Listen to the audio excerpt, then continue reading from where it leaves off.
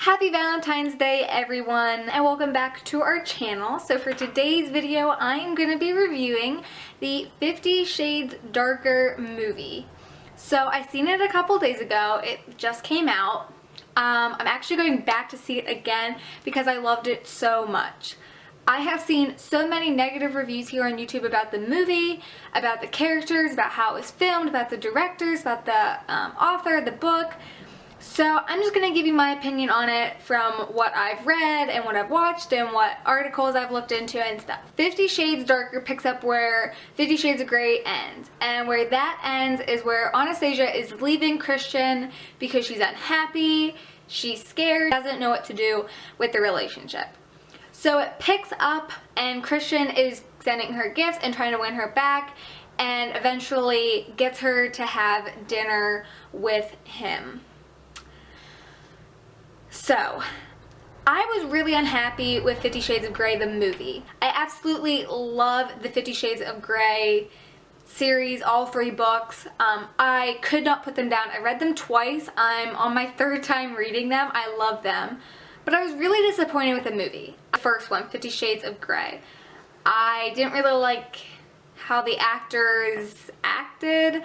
I didn't really like dialogue, the scenes. I just didn't think it was a good movie overall. They left a lot of stuff out.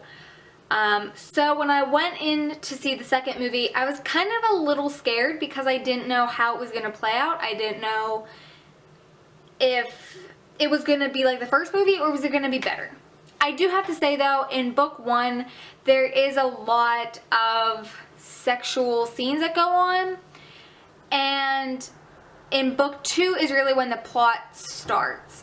There is still a lot of sex scenes and sexual activity that goes on, but there is also more actual stuff that goes on. I have seen that people think this is a comedy or they're uncomfortable during the movie, and I will have to say that there are scenes where it does get uncomfortable.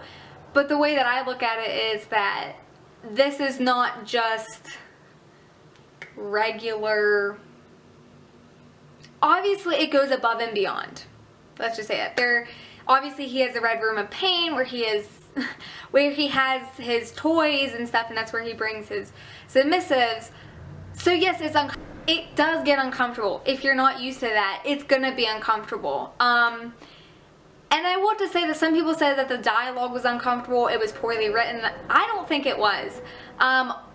Anastasia's character is actually very awkward to me, and I think that's what makes her funny. The whole movie she says things and it makes it awkward, but at the same time it's funny, and I think that's really what adds to the movie for me, because if it was all serious the whole time, I think to me it would be boring. I think that they throw in a little bit of comedy that makes the audience laugh. I think that's funny. If you were to ask me if you needed to read the books before you've seen the movies, I would say yes for the first 50 Shades of Grey movie, just because they left out so many scenes and so many details. But 50 Shades Darker, they basically followed the book exactly. To me, I didn't notice any big scenes missing.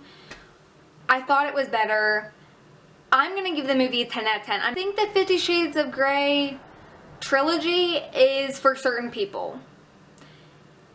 I think people were very critical and very harsh of it if they don't read it. I think a lot of people were like, it's porn. In a sense, I can see it, but it's made for adults, it's made for mature audiences, and if you're not mature to handle it, then of course you're going to judge it and you're going to laugh at it and you're going to be awkward, and it's just not going to be comfortable for anyone.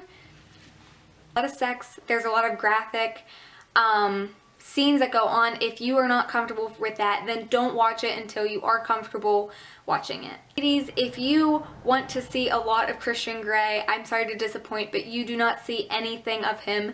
The only provocative thing you see is his butt, and you only see it one time, although you do see a lot of Anastasia. The sex scenes are graphic. For me personally, I love the books. I loved the second movie. I recommend going to see it again if you're mature enough to handle it. That's just that. I give it a 10 out of 10. Let me know down in the comments below what you think. Did you think the first movie was better or the second one? Did you like the books more than the movie? Let me know down below if you went to see it, if you're gonna go see it. I just want to know. And like I said, I've seen a lot of negative reviews of this movie on YouTube, and it kind of makes me sad because I thought it was excellent. I'm one of those people where I really like watching movies, but not really more than once, but this is definitely a movie that I am in love with. And that is all I have for you today. Again, I think it was excellent. And if you're looking for a positive review, and if you're concerned about going to see the second movie because you didn't like the first movie, I promise you that you will not be disappointed with this one. It follows the book. I loved the characters. I wasn't even crazy about the characters in the first movie. I didn't like who they picked. I thought they could have picked better actors and actresses, but in this movie, I thought everyone did amazing. People that played Jack Hyde and Layla, I think that they did excellent. They were great. The lady that plays Mrs. Robinson and Christian's family and Anastasia's friends, they all did great, and I think blown away. I honestly did not expect it to be this good. If you do go see it, I hope you do enjoy it. Please let me know if you enjoy it. I hope you guys have a happy Valentine's Day, and I will see you next time with a new video.